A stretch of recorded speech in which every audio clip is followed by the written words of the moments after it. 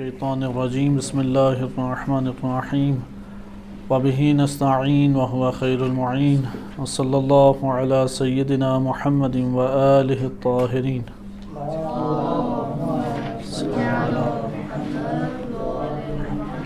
سورہ یونس آیت نمبر 98 ارشاد باری تعالی ہوتا ہے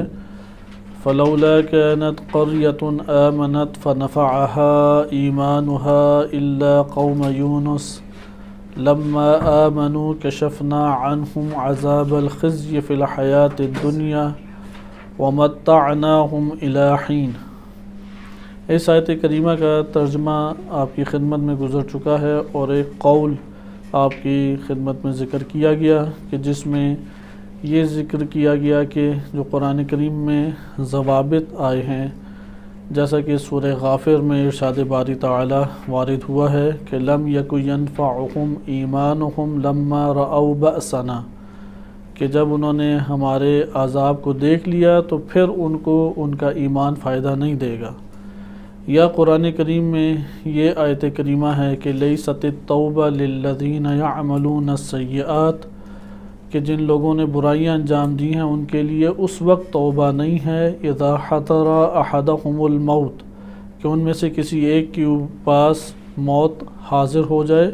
اور کہے انی تبت الآن، کہ اب میں توبہ کرتا ہوں، تو اس وقت اس کے لیے توبہ نہیں ہے۔ تو بعض ہمارے علماء نے ذکر کیا ہے، جیسے آپ نے آغا ہادی معرفت اور اسی طرح شیخ آصف محسنی ان کے اقوال کو ملاحظہ کیا کہ انہوں نے تحریر کیا ہے کہ یہ ان ضابطوں سے ایک استثناء ہے جو اللہ تعالیٰ کی سنن ہیں، ان سنن میں سے ایک اس کو استثناء کیا گیا ہے۔ لہذا ہر قوم کے اوپر اللہ تعالیٰ کے یہ قوانین جو معاشرے کے لیے اللہ نے خلق کیے ہیں وہ جاری ساری رہیں گے، سوائے اس مورد کے جو قوم یونس علیہ السلام کے ساتھ ہوا۔ اس کے مد مقابل اگر ہم قرار دیں، یعنی اس صورت میں استثناء کی دو صورتیں ہیں، استثناء متصل ہے اور استثناء منقطع ہے۔ متصل سے مراد یہ ہے کہ اللہ کے بعد جو آ رہا ہے وہ اللہ سے پہلے والوں کے ساتھ متصل موجود ہے، اسی جنس سے ہے، اسی سے تعلق رکھتا ہے اور اسی کے حکم سے بس اسے استثناء قرار دیا گیا ہے۔ مثلا آپ کہتے ہیں کہ جاءت طلاب الا زیدن، زید کے علاوہ تمام طلاب آئے۔ ایک دفعہ یہ استثناء ہمارے پاس منقطع ہوتا ہے، یعنی آپ کہتے ہیں کہ یہ اس جنس سے تعلق ہی نہیں رکھتا، یعنی اس صنف سے تعلق نہیں رکھتا۔ مثلا مثال دی جاتی ہے کہ آپ کہیں کہ تمام آ گئے سوائے وہ گھوڑا نہیں آیا بالفرض۔ اب جو آپ نے فرس کو استثناء کیا ہے وہ جاء القوم الا الفرس، تو فرس اور قوم ایک اس سے ضابطے سے تعلق، ایک جنس سے تعلق نہیں رکھتے۔ تو بہرحال استثناء کی دو صورتیں نحو میں تفصیلی طور پہ ملاحظہ کرتے ہیں، اس کے احکام ہیں اور آپ اس کو خود ملاحظہ کر سکتے ہیں۔ اشارہ مفسرین نے کیا ہے کہ آیا ادھر استثناء متصل ہے یا استثناء منقطع ہے، تو بعض نے اسے استثناء منقطع قرار دیا ہے کہ کوئی ایسی قوم ایسی نہیں گزری کہ جنہوں نے اپنے معاشرے یا قومیں انہوں نے انبیاء اور رسول علیہ السلام کی تکذیب کی اور جب عذاب کو دیکھا یا اس کے آثار دکھائی دیے تو ان کے ایمان نے انہیں فائدہ نہیں دیا اور کسی بھی قوم کو فائدہ نہیں دیا، لیکن مگر یہ کہ قوم یونس، ادھر وہ قوم یونس کو استثناء منقطع قرار دیتے ہیں کہ وہ کاملاً ایسی قوموں سے ہی خارج ہیں، یعنی بقیہ قوموں کو ان کے ایمان نے کسی صورت میں کبھی بھی فائدہ نہیں دیا۔ ایسے مورد میں قوم یونس اس میں اصلاً شمار ہی نہیں ہوتی، اس کا معاملہ ہی جدا ہے کہ ان کے ایمان نے انہیں فائدہ دے دیا۔ لما آمنوا کشفنا عنہم عذاب الخزی فی الحیات الدنیا۔ اب یہاں پہ جو سنن الہی سے استثناء کرتے ہیں تو وہ یہ کہتے ہیں کہ سنن الہی سب کے اوپر برابر جاری ہوئے، اللہ تعالیٰ کی یہ قوانین کسی کے لیے بھی استثناء پذیر نہیں ہیں سوائے قوم یونس کی، اور یہ تاریخ میں ایک ہی دفعہ ہوا، جیسے آپ نے آغا ہادی معرفت کی عبارت کو آپ نے ملاحظہ کیا۔ آج ہم آیت اللہ جوادی عاملی کے کلام سے استفادہ کرتے ہیں اور علامہ طباطبائی رحمۃ اللہ علیہ کے کلام سے اور اسی کے اوپر اکتفا کریں گے، کیونکہ آیت کے ظاہری معنی بنتے ہی اسی طرح سے ہیں کہ آخر ایک ایسی بستی یا ایسا معاشرہ کیوں نہیں ہوتا کہ جو ایمان لے آئے، یعنی ایمان لے آئے بریکٹ میں پہلے لکھ دیں کہ انہوں نے رسولوں کی تکذیب کی، اور جب عذاب کا وقت آیا تو آثار عذاب یا عذاب کو دیکھ کے ایمان لے آئے، تو پھر ان کے ایمان نے انہیں فائدہ نہیں دیا اور فائدہ نہیں دیا جائے گا، کیونکہ اللہ تعالیٰ کا قانون ہے، الا سوائے قوم یونس کے کہ جب وہ ایمان لائے تو ہم نے پستیوں والا عذاب جو ہے، پستی کا عذاب اس حیات دنیا میں ان سے ہٹا دیا اور ان کو ایک معین مدت کے لیے خوشگوار زندگی عطا فرمائی۔ یہ ہمارے پاس ترجمہ بنتا ہے۔ علامہ طباطبائی رحمۃ اللہ علیہ اور ابھی المیزان سے عبارت دیکھیں گے، لیکن پہلے آیت اللہ جوادی عاملی حافظہ اللہ تعالیٰ کے کلام سے جو ظاہر ہوتا ہے وہ آپ کی خدمت میں بیان کیا جائے۔ ان کے کلام کا ایک نچوڑ جو مختلف کتب میں انہوں نے قوم یونس کے بارے میں ذکر کیا ہے، جیسے معاد در قرآن کتاب ہے ان کی معروف، اسی طرح انبیاء علیہ السلام کی سیرت در قرآن کریم کے ایک بہترین ان کی کتاب ہے، 7-8 جلدوں کے اوپر مشتمل کتاب ہے، اس میں ان سب کتب کا ایک خلاصہ آپ کے سامنے پیش کرتا ہوں۔ انہوں نے یہ ذکر کیا ہے کہ جو عذاب آتے ہیں وہ 2 طرح کے ہیں، ایک دنیا کی زندگی میں، دنیاوی زندگی میں عذاب ہے، اور ایک اخروی زندگی کا عذاب ہے۔ جو اخروی زندگی کا عذاب ہے وہ 3 طرح کے ہیں، یا حالت احتضار میں ہے، جیسا کہ یہ قرآن کی آیت ہے، انہوں نے قرآن کی اس آیت کو حالت احتضار والی کو اخروی عذاب سے تعبیر کی ہے۔ لیست التوبہ للذین یعملون السیئات اذا حضر احدهم الموت، کہ ان میں سے کسی ایک کے اوپر موت حاضر ہو جائے تو تب وہ توبہ کرتا ہے۔ ان لوگوں کے لیے کوئی، ان برائی کا انجام دینے والے لوگوں کے لیے کسی قسم کی بھی چھوٹ نہیں ہے یا توبہ نہیں ہے۔ اب یہ پہلا مورد کہ جسے اخروی عذاب شمار کیا ہے انہوں نے اپنی اسی کتاب میں کہ معاد در قرآن میں، کہ پہلا مورد کیا ہمارے پاس آ گیا احتضار، دوسرا مورد ہمارے پاس آ گیا برزخ کے زندگی میں جو عذاب، اور تیسرا قیامت میں جو عذاب۔ ان 3 مرحلوں میں عذاب استثناء پذیر نہیں ہے، اصلاً ممکن نہیں ہے کہ اس میں کوئی استثناء مل جائے، اور قرآن کی میں مختلف آیات ذکر کی گئی ہیں۔ سورہ انعام آیت نمبر 28 انہوں نے ذکر کی، جس میں ارشاد باری تعالیٰ ہوتا ہے لو ردو، اگر ان کفار کو پلٹا دیا جائے، لعادو، اور وہ لو ردو انہیں پلٹا دیا جائے، لعادو لما نہوا عنہ، تو جس سے ہم نے انہیں منع کیا ہے وہ پھر بھی اس کو جا کے انجام دیں گے، وہ اس سے منحرف نہیں ہوں گے، یعنی جو انہوں نے جرائم انجام دیے تھے وہ اسی کو دوبارہ سے انجام دیں گے۔ آپ انہیں کئی دفعہ اس دنیا میں زندگی دے دیں، کیونکہ ان کے قلوب کے اندر یہ مرض موجود ہے۔ لو ردوا لعادوا لما نہوا عنہ، وہ اس کی طرف پھر جائیں گے جس سے منع کیا گیا ہے۔ اس وجہ سے اللہ تعالیٰ نے دوبارہ انہیں پلٹایا نہیں ہے۔ وَإِنَّهُمْ لَكَاذِبُونَ، یہ جو آج ہمارے سامنے دعویٰ کر رہے ہیں کہ پروردگار ایک اور زندگی دے دے، ایک اور زندگی دے دے، ہم لوٹ آئیں گے تو اب دوبارہ یہ بدعمالیاں نہیں کریں گے، تو قرآن کیا کہہ رہا ہے کہ اگر ہم انہیں پلٹا دیں تو یہ دوبارہ وہی اعمال انجام دیں گے جو ہم نے نہیں کی ہے۔ اور یہ ہم اپنی زندگی میں بھی بعض ایسے مجرم صفت لوگ دیکھتے ہیں کہ جب بیمار ہوتے ہیں تو خوب توبہ طائب کرتے ہیں کہ آئندہ ایسا نہیں کریں گے، اور جب صحت ملتی ہے تو پھر وہی برے اعمال شروع کر دیتے ہیں۔ تو موت بھی اسی طریقے سے ہے کہ موت کے سے لوٹ کے واپس آئے اور صحت سلامتی اور اسے دوبارہ معین مدت مل جائے پھر وہی کام کرے گا۔ لہذا قیامت کا عذاب، برزخ کا عذاب اور حالت احتضار، یہ وہ موارد ہیں کہ جس میں استثناء نہیں قرآن کریم نے ذکر کیا۔ اچھا، سورہ غافر کی جو آیت ہے، آیت اللہ جوادی عاملی نے اس کے بارے میں لکھا ہے کہ سورہ غافر کی یہ آیت نمبر 83، 84، 85، یہ جو 3 آیات ہیں، یعنی جس میں یہ آیا ہے کہ فَلَمْ يَكُ يَنْفَعُهُمْ إِيمَانُهُمْ لَمَّا رَأَوْا بَأْسَنَا سُنَّتَ اللَّهِ الَّتِي قَدْ خَلَتْ من فی عبادہ، کہ یہ اللہ کے بندوں میں سنت اللہ کی جاری رہی ہے کہ جب بھی بندوں نے عذاب دیکھا تو ان کے ایمان نے انہیں فائدہ نہیں دیا، تو انہوں نے کہا کہ یہ دنیاوی عذاب سے تعلق رکھتا ہے،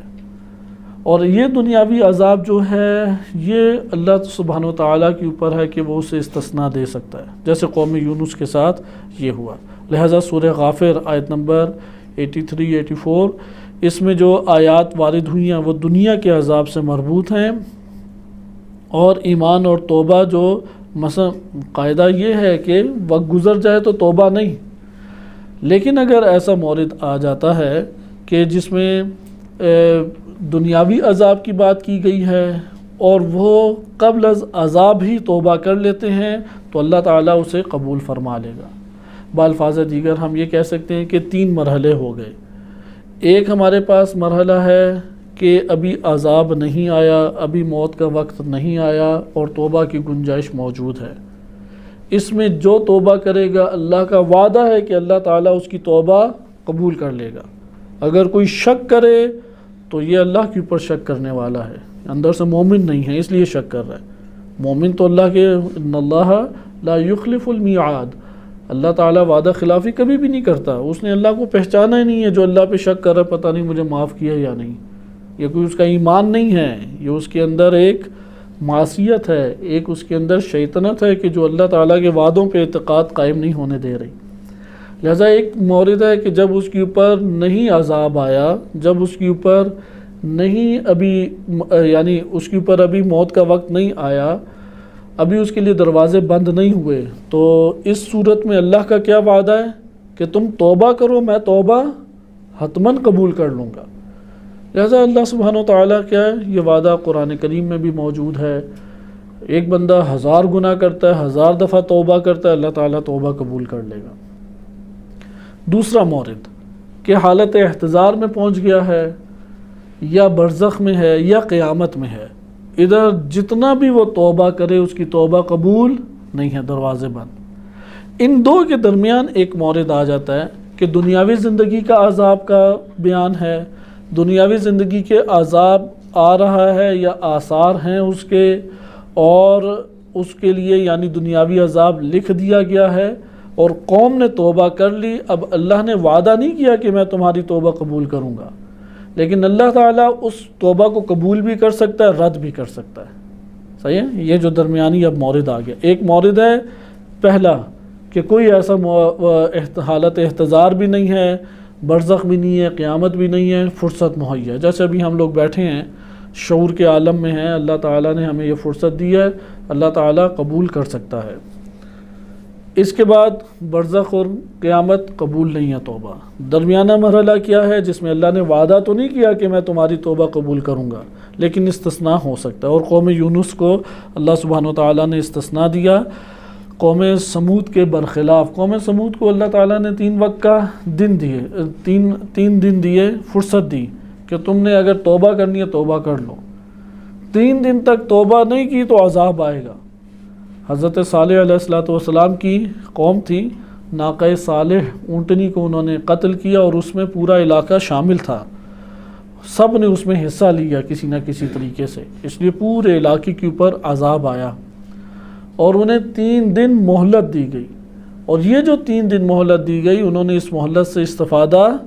نہیں کیا، کوئی اس سے انہوں نے تعلق قائم نہیں کیا اور توبہ نہیں کی، بہرحال عذاب آ گیا۔ قوم یونس کا معاملہ اس کے برعکس ہے، عذاب اللہ تعالیٰ نے قرار دے دیا، لیکن قبل اس کے کہ عذاب آتا انہوں نے اللہ کی بارگاہ میں اختیار کے ساتھ توبہ کہی، پوری کی پوری قوم نے توبہ کی، اور جب پوری قوم نے توبہ کی تو اللہ تعالیٰ نے جناب یونس علیہ السلام کی قوم کے اوپر عذاب لا کے انہیں ہلاک ہونے سے بچا لیا، اور عذاب کے اثرات کو ٹال دیا۔ عذاب آیا لیکن وہ عذاب نے ہلاک نہیں کیا، وعدہ الہی یونس علیہ السلام سے پورا ہوا جیسے روایات ہم پڑھ چکے ہیں، لیکن اس عذاب سے اللہ نے یہ نہیں کہا تھا میں سب کو ہلاک کروں گا، اس لیے عذاب کے اثرات کو اللہ نے مٹا دیا۔ تو یہ مورد ہمارے پاس آیا کہ یہ چونکہ دنیاوی عذاب سے تعلق رکھتا ہے، اور دنیاوی عذاب میں اللہ تعالیٰ نے عذاب کے اوپر آ جانے یا آثار عذاب یا مشاہدے عذاب سے پہلے توبہ کو قبول کیا ہے، اور اگر مشاہدہ کر بھی لے تو دنیاوی عذاب میں ممکن ہے کہ ایک نوع استثناء موجود ہو۔ اچھا، اس کے بعد ہم آتے ہیں کہ آیا قوم یونس کا اور فرعون ان دونوں کا آپس میں اختلاف کس بات پہ ہے؟ یعنی فرعون کی توبہ تو قبول نہیں ہے، قوم یونس کی توبہ قبول ہے۔ تو یہاں پہ یہ کہتے ہیں، ابھی ہم اس کو بہرحال آغا جعفر سبحانی نے جو لکھا ہے اس قول کے بعد دیکھتے ہیں، اسی ضمن میں ان کا بیان بھی ہم مطالعہ کرتے ہیں، لیکن آغا جوادی کی بات پہلے مکمل ہو جائے۔ وہ یہ ذکر کرتے ہیں کہ قوم یونس کا ایمان حالت اختیار، یعنی آپ یہ ہیڈنگ ڈال سکتے ہیں کہ خصوصیات قوم یونس، حضرت یونس علیہ السلام کی قوم کی چند خصوصیات تھیں۔ پہلا یہ تھا کہ حالت اختیار سے یہ انہوں نے توبہ کی، یعنی یہ ایمان اختیاری تھا، یہ ایمان اضطراری یا جبری یا کراہتاً نہیں تھا۔ قوم یونس علیہ السلام کا جو ایمان یہ قوم لے کے آئی ہے وہ قوم اختیار کے ساتھ یہ ایمان لائی ہے، جبری نہیں تھا۔ یہ بہت اہم نکتہ ہے، اور یہ بنیادی اور اساسی فرق ہے فرعون کے ایمان میں اور قوم یونس کے ایمان میں، کیونکہ دونوں کا تذکرہ ایک ہی سورہ میں ہوا ہے کہ وہ اس کے کلمات ہیں کہ قال، فرعون نے کیا کہا تھا، آمنت، میں ایمان لاتا ہوں، انہ لا الہ الا الذی آمنت بہ بنو اسرائیل، کہ میں اس الہ کے اوپر، اس معبود پر ایمان لاتا ہوں جس کے اوپر بنی اسرائیل ایمان لے آئے تھے، وَأَنَا مِنَ الْمُسْلِمِينَ، اور میں مسلمانوں میں سے ہوں۔ اب اس نے دو دعوے کیے فرعون نے، ایک تو یہ کہ آمنت انہ لا الہ الا الذی، اس اللہ کے علاوہ جس کے اوپر، جس کو بنی اسرائیل مانتے اس کے علاوہ کوئی معبود نہیں ہے، اس پر میں ایمان لاتا ہوں، وَأَنَا مِنَ الْمُسْلِمِينَ، اور میں مسلمانوں میں سے ہوں۔ تو قرآن نے کہا کہ الآن وقد عصیت قبل وکنت من المفسدین، اب تو ایمان لاتا ہے کہ جب تو گناہگاروں میں سے تھا اور مفسدین میں سے تھا۔ قد عصیت قبل، کہ اس سے پہلے تو نے ساری عمر، ساری زندگی معصیت میں گزار دی اور مفسدین میں سے ہے۔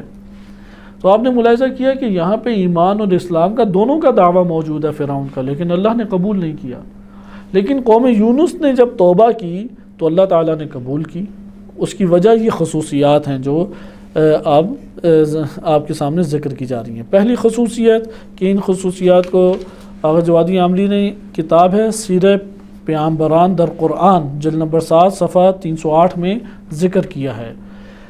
یہ خصوصیات درج ذیل ہیں۔ پہلی خصوصیت ہے کہ قوم یونس کا ایمان اختیاری تھا، نہ کہ اضطراری یا مجبوراً یا کراہتاً نہیں تھا۔ دوسری خصوصیت یہ تھا کہ ظرف تکلیف باقی تھا، ظرف تکلیف ختم نہیں ہو گئی، یعنی حالت احتضار نہیں آ گئی۔ ظرف تکلیف کیا؟ حالت احتضار سے پہلے والا کون سا مرحلہ ہے؟ تکلیف کا ظرف، یعنی زمان تکلیف۔ ابھی یہ مکلف ہے، ابھی اس کے اوپر اختیار باقی ہے کہ یہ انتخاب کرے۔ دوسری خصوصیت یہ ہے، اور یہ بہت اہم چیز ہے انسان کے لیے، اسی لیے روایات میں اور علماء نے واضح طور پہ لکھا ہے، کوئی شخص گناہ کرتا ہے تو توبہ آیا واجب فوری ہے یا واجب فوری نہیں ہے؟ واجب فوری، مثلا نماز کا وقت ہو گیا ہے ظہر کی، اور آپ کو پتہ ہے مغرب میں قضا ہوگی، تو نماز پڑھنا واجب فوری ہے؟ واجب فوری نہیں ہے، تو آپ ڈیلے کر سکتے ہیں، تھوڑی تاخیر سے پڑھ سکتے ہیں۔ واجب فوری یہ ہوتا ہے جسے فوراً انجام دینا ضروری ہے۔ مثلا کوئی بندہ ڈوب رہا ہے اور آپ کے پاس نماز ظہر کا ٹائم بھی ہو گیا، مثلا 12:30 ہو گئے ہیں، نماز ظہر شروع ہے، وہ بندہ بھی ڈوب رہا ہے، تو یہاں پہ بندے کو بچانا واجب فوری، یا آپ کہیں کہ ٹھیک ہے میں ذرا 2 نفل پڑھ لوں نماز ظہر کے پھر اسے بچاتا ہوں؟ ادھر کیا ہے، واجب فوری ہے اس بندے کو بچانا، واللہ وہ ڈوب جائے گا، اور اگر آپ نے اقدام نہ کیا تو گناہ آپ کی گردن پہ۔ ممکن ہے کہ قاتل شمار ہو انسان، کیونکہ اس کے مرنے میں آپ نے مدد کی۔ لہذا بعض امور ہیں جو واجب فوری ہوتے ہیں جنہیں فوراً انجام دینا چاہیے۔ اسی طرح ہے کہ مسجد میں نجاست گر گئی، صحیح ہے، وہ نجاست کو پاک کرنا واجب فوری ہے۔ اسی طریقے سے اگر کسی نے گناہ انجام دیا ہے تو اپنے قلب میں اسی وقت توبہ کرے، زبان سے نہیں فقط، دل کے اندر اس سے برات کا اظہار کر کے اللہ میں پشیمان ہوں، نادم ہوں، نہ کہ اندر ارادہ چھپائے ہوئے رکھے یار دوبارہ بھی کروں گا، ایک ساتھ ہی توبہ کر لوں گا۔ بعض اوقات وہ ہے نا نفس شیطنت آ جاتی ہے تو ایسے منصوبے بنا کے دیتی ہے یار کل کون سی میری شادی ہو جانی ہے، تو دوبارہ اب ایسے گناہ تو ہونے ہی ہیں بعض، تو ٹھیک ہے جب ہو جائے گی شادی تو ایک ساتھ ہی سارے گناہ کر لوں گا، یا سب سے پہلے میں انشاءاللہ تعالی حج پہ جاؤں گا اور حج کراؤں گا، سارے کے سارے گناہ ختم ہو جائیں گے۔ یہ دو گناہ انجام دے رہا ہے، ایک تو وہ گناہ ہے، دوسرا وہ جو نیت اور ارادے گناہ کو چھپائے ہوئے ہے، کیونکہ وہ ریاضت ہو رہی ہے اس کی ارادے کی۔ یہ تو کبھی کبھار کا گناہ دھل جائے گا، ملکہ نہیں بنے گا، لیکن وہ جو ارادے کو اندر بنائے ہوئے ہے وہ تو ملکہ بنا رہا ہے اپنا، وہ جو باطن میں چھپائے ہوئے کہ نہیں دوبارہ کرنا ہے، پھر دوبارہ گناہ، پھر دوبارہ کروں گا، یہ ملکہ اس کا بن جائے گا، وہ تو اس کے لیے انتہائی مضر ہے، اس سے کئی گنا زیادہ خطرناک ہے کہ جو اس سے گناہ سرزد ہو گیا ہے۔ ارادہ گناہ کی بقا جو ہے وہ خطرناک ہے، واجب فوری ہے، لہذا یہ وہ مرحلہ ہے ظرف تکلیف۔ قوم یونس کی خصوصیت دوسری یہ ہے کہ وہ ظرف تکلیف میں تھے، وہ مکلف ہیں، انہیں اختیار حاصل ہے، ابھی عذاب نہیں آیا، ابھی وہ اس کنڈیشن میں نہیں پہنچے حالت احتضار کی حد تک پہنچ جائیں، لہٰذا یہ دوسری خصوصیت قوم یونس علیہ السلام کی۔ قوموں کی جو بقا ہے وہ اسی طرح سے ہے، عذاب ضروری نہیں ہے کہ کوئی طوفان، آندھی، زلزلوں کی صورت میں ہی آئے، بلکہ اکثر بیشتر عذاب اس طرح نہیں آئے، اکثر بیشتر عذاب آئے ہیں فرعونوں جیسے حکمرانوں کے مسلط ہونے کی وجہ سے۔ مثلا آج ہمارے پاس سرزمین انقلاب یہ سرزمین موجود ہے جس میں لاکھوں لوگوں کی قربانی اور خون شامل ہے، یہی معاشرہ آج ہمارے سامنے بہترین گواہ ہے کہ اگر کوئی فاسد حکمران اوپر آتا ہے تو وہ فاسد حکمران معاشرے کے فساد کی وجہ سے آ رہا ہے، اگر معاشرہ فاسد نہ ہوا ہوتا تو یہ حکمران اوپر آ جاتا۔ جیسے بھی یہ روحانی کے مسائل بنے ہوئے ہیں، اسے کس نے چنا ہے، کس نے انتخاب کیا اس کا؟ اسی قوم نے انتخاب کیا۔ لہذا نیچے فساد جو ہے، یعنی اوپر حکمران جو آتا ہے اس کی مثال ایسی ہی ہے کہ جس طرح انسان جب لسی بناتے ہیں تو جھاگ اوپر آ جاتی ہے، ابھی اس سے پہلے جب آپ نے نئی مثلا گھمایا تھا مدانی یا جو بھی چیز ہے وہ نئی گھمائی تھی تو وہ جھاگ اندر موجود تھی یا نہیں، لیکن وہ جھاگ اس وقت تک اوپر نہیں آئے گی جب تک شدید ترین حرکت پیدا نہیں ہوگی، اور اتنی شدید حرکت پیدا ہو کہ اس کے باطن میں جو تھا وہ ابھر کے سامنے آ جائے۔ ہمارے معاشروں کے اندر حکمران بھی اسی طرح اٹھ کے سامنے آتے ہیں کہ اس کے اندر ایسے فسادات اندر جنم لیتے ہیں، باطن میں معاشرے کے جنم لیتے ہیں کہ یہ حکمران آگے مسلط ہو جاتا ہے، اور یہ عذاب الہی ہے۔ طبقہ فساق، طبقہ مطرف، یہ جو مطرف طبقہ آ کے حاکم ہوتا ہے، یہ اکثر بیشتر عذاب کی نوعیتیں اس نوع کی رہی ہیں معاشروں کے اندر۔ عذاب استدراج ان میں سے ایک نوعیت ہمارے پاس موجود ہے۔ لہذا آپ نے ملاحظہ کیا کہ معاشروں کے اندر زندگی اور موت کے اختیارات ہوتے ہیں۔ مثلا ابھی پاکستان کی سرزمین ہے، مہلت موجود ہے، عذاب کے آثار موجود ہیں، اگر یہاں پہ نیک افراد متحرک نہ ہوں، یہاں پہ کوشش نہ کریں، وہ عذاب حتمی ہو جائے گا، اور جب حتمی ہوگا تو آ کے گھیر لے گا۔ لہذا ظرف تکلیف کو ہاتھ سے نہ جانے دیں، اس ظرف تکلیف کو سمجھنا چاہیے۔ لہذا یونس علیہ السلام کی قوم کی خصوصیت تھی ظرف تکلیف میں تھے، اور امکان بقائے اختیار کا امکان باقی تھا، یہ تیسری خصوصیت ہے، امکان ادھر باقی ہے، صحیح ہے، بقائے اختیار و امکان، یہ ان کے پاس امکان موجود تھا کہ نجات حاصل کر لیں۔ مثلا یعنی تیسری خصوصیت کیا ہے؟ امکان موجود ہے۔ ابھی امکان کی صورت کیا ہوتی ہے کہ دونوں طرفین برابر ہوں، ہلاکت کا بھی احتمال برابر ہے اور نجات کا بھی احتمال برابر ہے، یعنی یہ امکان کے عالم میں وہ موجود تھے۔ اب انہوں نے جب توبہ کی تو اللہ تعالیٰ نے توبہ قبول کر لی۔ سوال ادھر استثناء ہے یا نہیں؟ آیت اللہ جوادی عاملی کی نظر میں استثناء موجود ہے یا نہیں؟ تو انہوں نے واضح تکرار کے ساتھ یہ عبارت اپنی کتب میں تحریر کی ہے کہ استثناء موجود ہے۔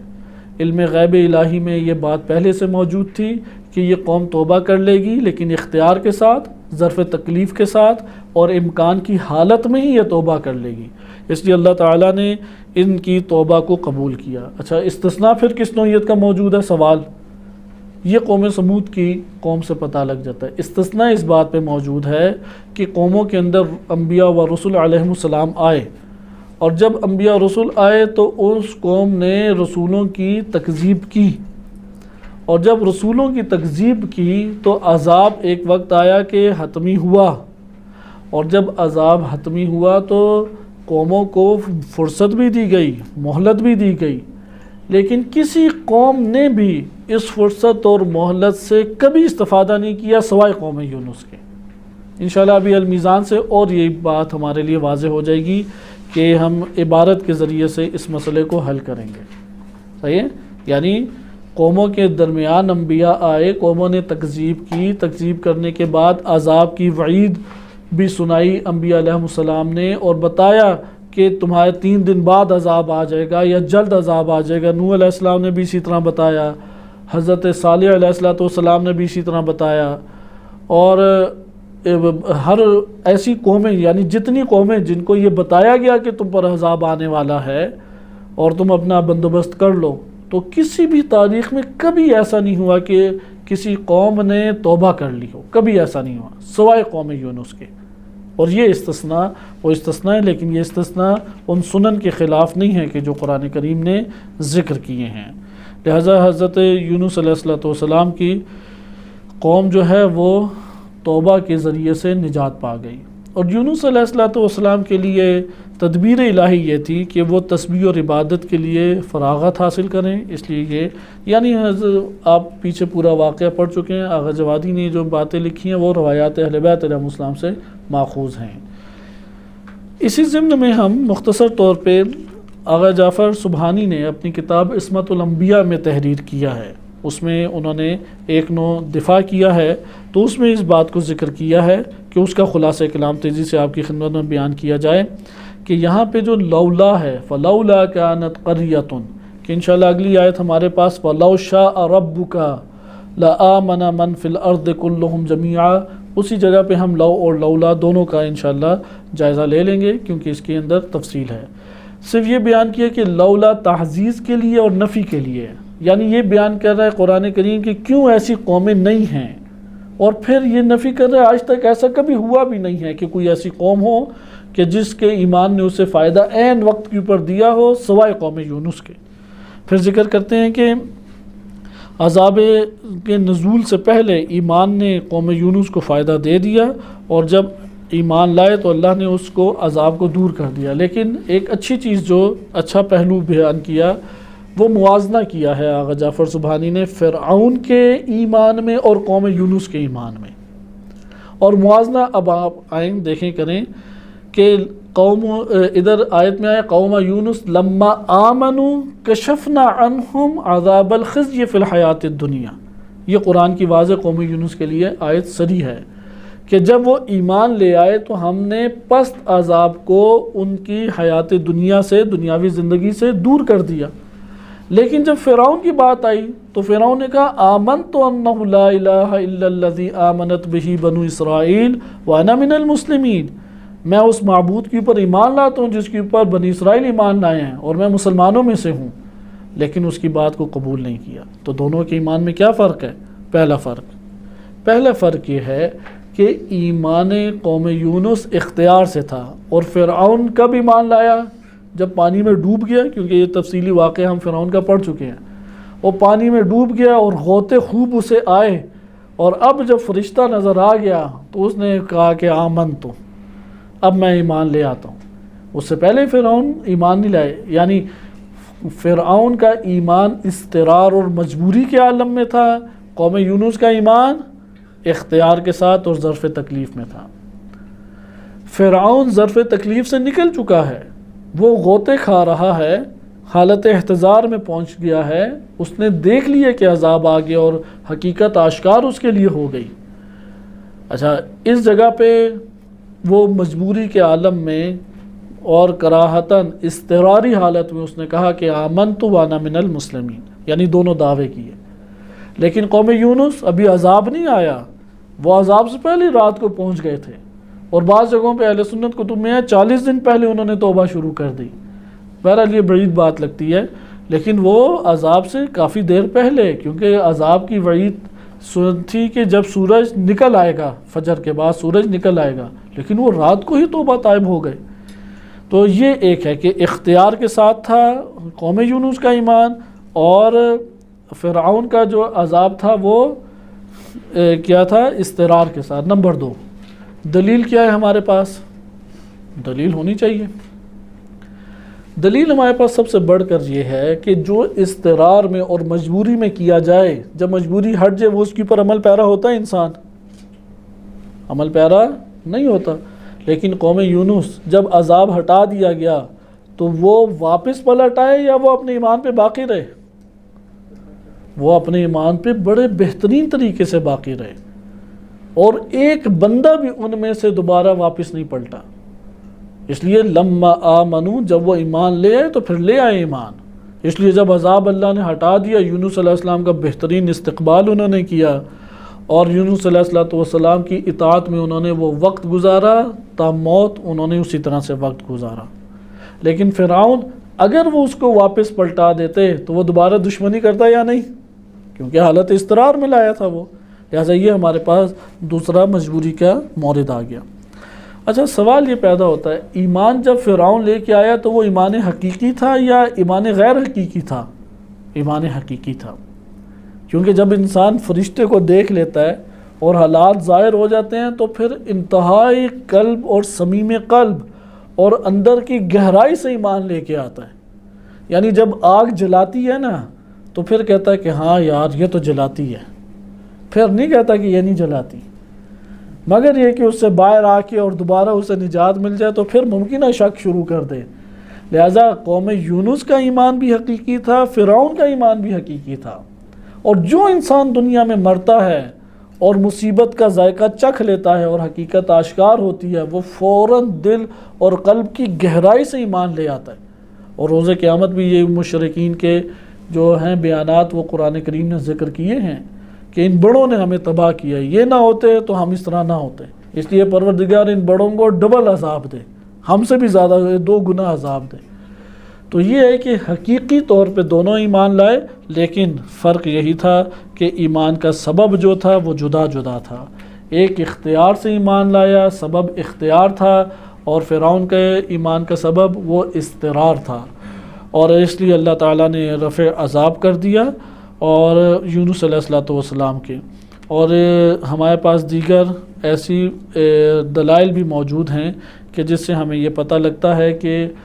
بنی اسرائیل کے ساتھ ایسا ہوا بھی۔ بنی اسرائیل انہوں نے حضرت موسیٰ علیہ السلام سے کہا کہ اب ایسا ہو جائے تو ہم کبھی نہیں وہ فلاں کام کریں گے، تو بہرحال معجزہ ہوا اور ہو گیا ان کے لیے، ٹال دیا اللہ تعالیٰ نے عذاب، کیونکہ کئی عذاب بنی اسرائیل پہ آئے، صرف ایک اشارہ آپ کی خدمت میں کر رہا ہوں، وَإِلَّا قرآن کی کئی آیات ہیں اس کے اوپر۔ لیکن جب اللہ نے عذاب ٹال دیا تو پھر اپنے پاؤں پیچھے پلٹ گئے، پھر دوبارہ وہ واپس انہی اعمال کے اوپر آ گیا، اعمال سیئہ پہ آ گئے۔ یا جیسے قرآن کی آیت ہے کہ جب اللہ نے فرعون کے اس شر سے نجات دی اور دریا کو پار کر لیا، مثلا دریا نیل کو پار کر لیا، تو ایک بستی میں پہنچے تو وہاں دیکھا کہ بتوں کی پوجا ہو رہی ہے، تو کیا کہنے لگے؟ یہی بندے بنی اسرائیل کے، قرآن کی آیت میں آیا ہے کہ ہمارے لیے بھی موسیٰ ہے، خدا لے آؤ جو ہمیں دکھائی دے، ہم بھی اس کی پوجا کریں۔ یہ کیسا خدا ہے جو ہمیں دکھائی نہیں دیتا؟ تو انہوں نے کہا کہ یہ جو قوم ہے یہ سیدھی ہونے والی قوم نہیں ہے، کہ ابھی یہ اللہ کی اتنی بڑی نشانی انہوں نے دیکھی اور اتنے بڑے لشکر کو اللہ تعالیٰ نے ڈبویا اور ان کو نجات دی، اور این ٹائم پہ کہ جب یہ مایوسیاں چھا چکی تھیں تب اللہ نے نجات دی، تو ابھی آگے جا کے اگلے بستی میں کیا وہ تقاضا کریں؟ وہی مشرکانہ سوچ پھر ذہن میں آ رہی ہے، پھر وہی بات ان کے اندر مرض دوبارہ سے لوٹ کے آ رہا ہے۔ تو یہ ہمیں بات پتہ لگتی ہے کہ جو استقرار سے نکلتے ہیں وہ پھر پلٹ جاتے ہیں، جو اختیار سے ایک چیز کو قبول کرتے ہیں ان کے دل کے اندر ایمان راسخ ہو جاتا ہے۔ انشاءاللہ اگلے درس میں المیزان سے ہم اس آیت کی تفسیر کو ملاحظہ کریں گے۔ وصلی اللہ علی سیدنا محمد وآلہ الطاہرین۔